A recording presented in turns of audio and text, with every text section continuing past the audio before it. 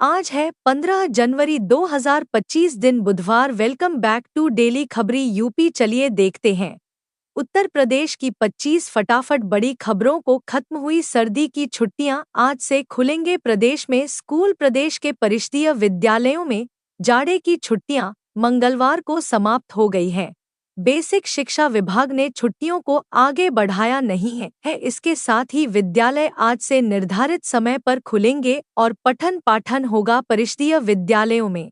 जाड़े की छुट्टी 31 दिसंबर से 14 जनवरी तक थी। इसके साथ ही 15 जनवरी बुधवार से विद्यालय पूर्व निर्धारित समय सुबह 9 से दोपहर 3 बजे तक चलेंगे। 20,225-26 में 8 लाख करोड़ रुपए का बजट पेश कर सकती है योगी सरकार। योगी सरकार अगले वित्तीय वर्ष 2025-26 में करीब 8 लाख करोड़ का बजट पेश कर सकती है। वित्त विभाग ने विभिन्न विभागों से प्राप्त प्रस्तावों पर मंथन भी शुरू कर दिया। फरवरी के दूसरे सप्ताह में विधानमंडल का बजट सत्र बुलाए जाने की उम्मीद है। बजट के विकास और कल्याणकारी योजनाओं पर केंद्रित रहने का अनुमान है। अयोध्या वाया वाराणसी तक जल्द फराटा भरेगी वंदे भारत एक्सप्रेस। आसान होगी यात्रा। मेरठ से लखनऊ के बीच दौड़ रही वंदे भारत एक्सप्रेस जल्द ही वाराणसी वाया अयोध्या फर्राटा भरेगी। लखनऊ रेल मंडल लखनऊ से अयोध्या वाराणसी रेलवे ट्रैक का तकनीकी सर्वे करने में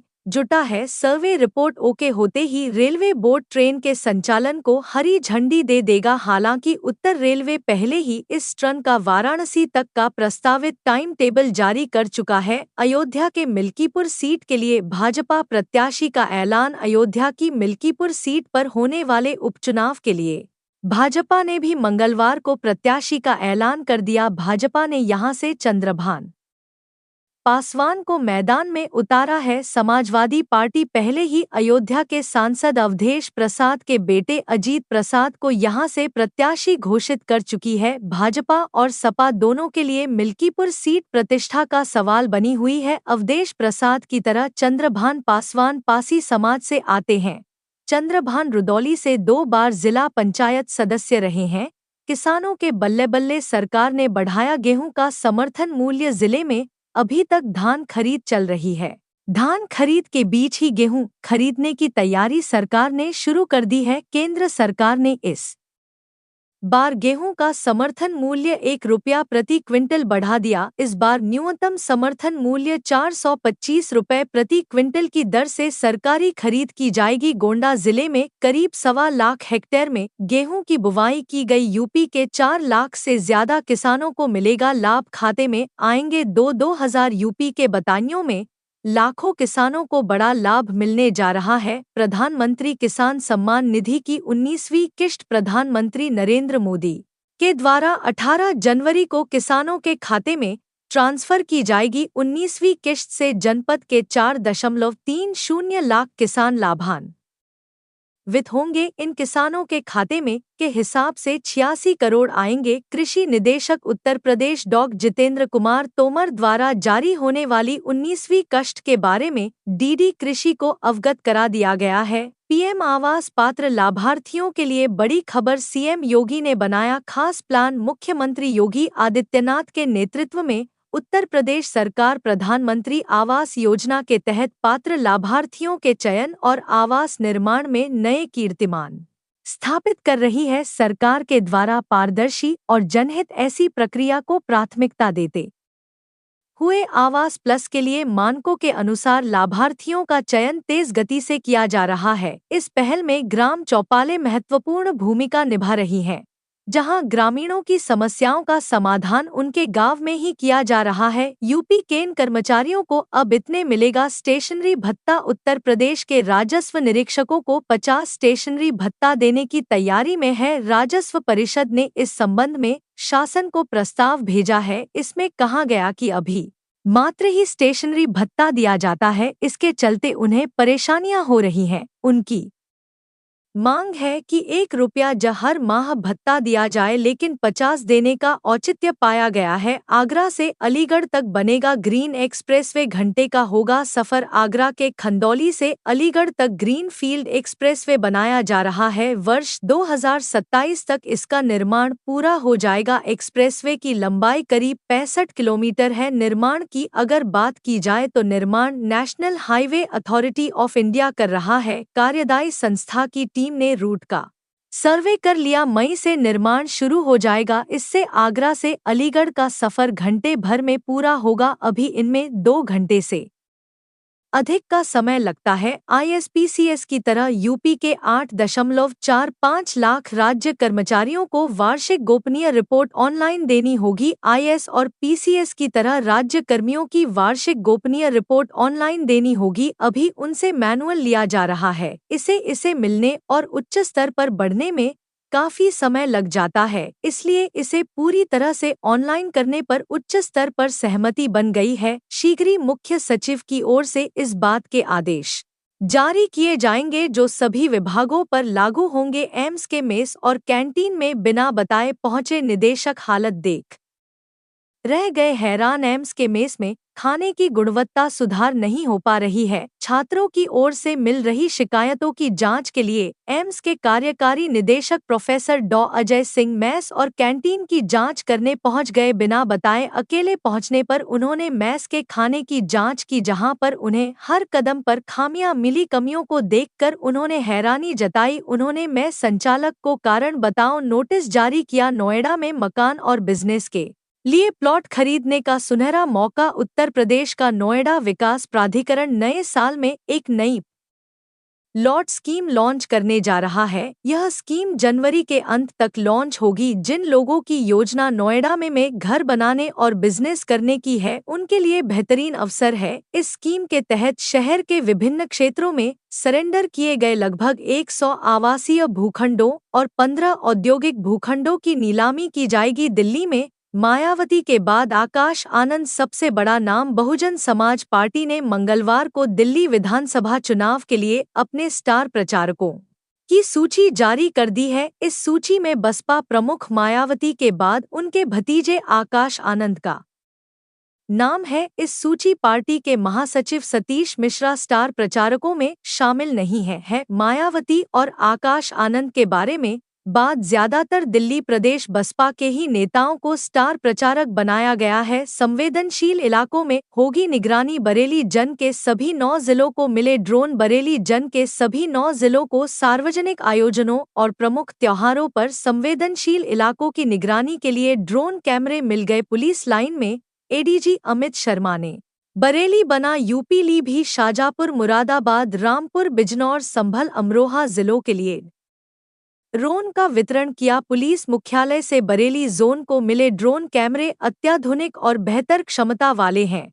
महाकुंभ की भीड़ का काशी में प्रवाह। विश्वनाथ धाम में सुगम दर्शन के 5 टिकट काउंटर बंद। बाबा विश्वनाथ के दरबार में महाकुंभ के भक्तों का दर्शन पूजन मंगलवार से शुरू हो गया। इसके चलते मंदिर में करीब 8 से 10 लाख भक्तों के आने का अनुमान है। मंदिर ट्रस्ट सीईओ विश्वभूषण मिश्रा ने कहा कि मंदिर में भीड़ कम होने पर महाकुंभ के भक्तों के दर्शन के लिए विशेष व्यवस्था कराई जाएगी। स्पर्श दर्शन के बजाय उन्हें सुगमता से झांकी दर्शन कराए जाएंगे। गंगाद्वार पर त्रिपुरा भैरवी घाट तक श्रद्धालुओं की लाइन लगी रही। योगी सरकार वाराणसी प्रयागराज को मिलाकर बनाएगी नया धार्मिक क्षेत्र। उत्तर प्रदेश में वाराणसी और प्रयागराज को मिलाकर धार्मिक क्षेत्र बनाया जाएगा। इसमें दोनों शहरों को मिलाकर 7 जिले शामिल होंगे। इसका दायरा 222,000 वर्ग किलोमीटर से ज्यादा होगा। इसके लिए प्रदेश सरकार ने वाराणसी और प्रयागराज को मिलाकर क्षेत्रीय विकास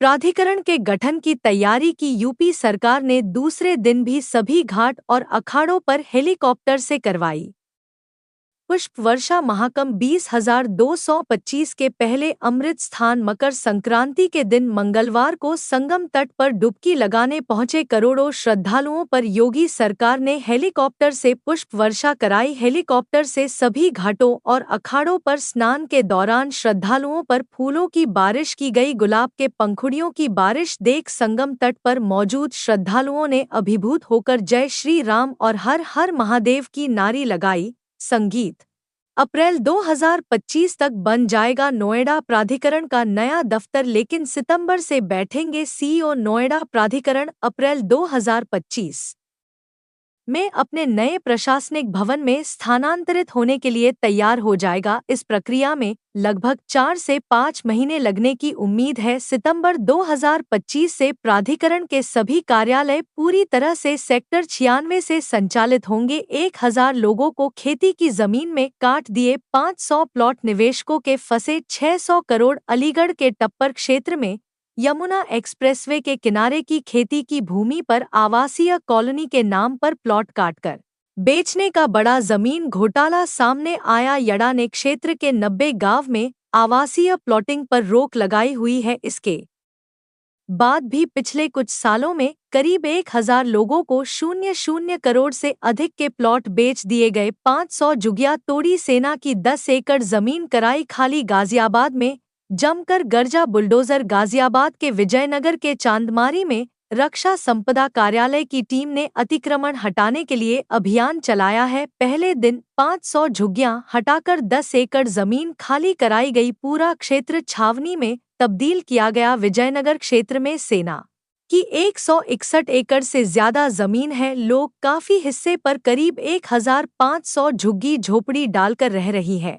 मेरठ छावनी के रक्षा संपदा कार्यालय ने 5 दिन पहले नोटिस चस्पा कर झुग्गी झोपड़ी हटाने के लिए कहा था। अखिलेश यादव ने महाकुंभ पर किया ट्वीट, बोले सभी तीर्थ के लिए हो यह इंतजाम। समाजवादी पार्टी के राष्ट्रीय अध्यक्ष और पूर्व मुख्यमंत्री अखिलेश यादव महाकुंभ को लेकर ट्वीट किया। उन्होंने लिखा, सीधी मांग तीर्थयात्रियों की सुविधा के लिए भोजन और सिर परसाई की व्यवस्था की जाए। एक अन्य ट्वीट में उन्होंने लिखा, नदी किनारे प्यासे लोग कह रहे हैं बिन पानी सब सून।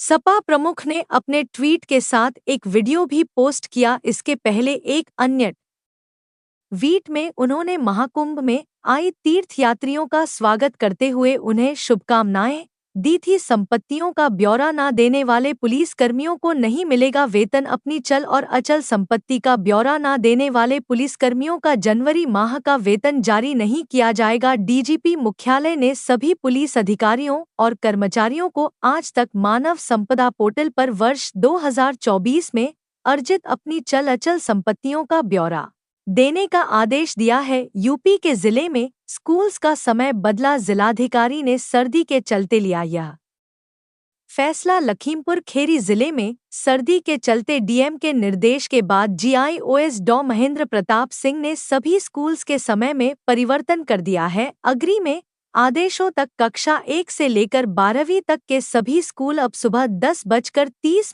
बजे से लेकर 300 बजे तक संचालित किए जाएंगे। सर्दी के मौसम में नरमी आने पर समय पहले की तरह कर दिया जाएगा। सैनिक स्कूल में प्रवेश के लिए आवेदन की तिथि बढ़ी, 23 जनवरी तक करें आवेदन। सैनिक स्कूल में प्रवेश के इच्छुक छात्रों के लिए खुशखबरी है। अखिल भारतीय सैनिक स्कूल प्रवेश परीक्षा 2025 के लिए आवेदन की तिथि बढ़ाकर 23 जनवरी कर दी गई। नेशनल टेस्टिंग एजेंसी ने अपनी आधिकारिक वेबसाइट पर इस संबंध में सूचना जारी की। परीक्षा के लिए आवेदन कक्षा 6ठी और 9वीं में प्रवेश हेतु किए जा सकते हैं। पीयूके में लॉन्च पैड बंद नहीं किया तो राजनाथ सिंह की पाकिस्तान को बड़ी चेतावनी। जम्मू कश्मीर के अखनूर से रक्षा मंत्री राजनाथ सिंह ने मंगलवार को कहा कि पाकिस्तान के कब्जे वाले कश्मीर के बिना जम्मू कश्मीर अधूरा है। उन्होंने पड़ोसी देश पाकिस्तान को चेतावनी देते हुए कहा कि हमारे पास पुख्ता जानकारी है कि पाकिस्तान पीओके में आतंकी कैंप चला रहा है और अगर पाकिस्तान पीओके में लॉन्च पैड चलाना बंद नहीं करेगा तो उसके खिलाफ इतना ही नहीं, रक्षा मंत्री ने कहा कि पाकिस्तान के लिए पीओके विदेशी क्षेत्र से ज्यादा और कुछ भी नहीं। तो ये थी आज की 25 फटाफट बड़ी खबरें। अगर आपको न्यूज़ पसंद आई हो तो वीडियो को लाइक और शेयर ज़रूर करें। धन्यवाद।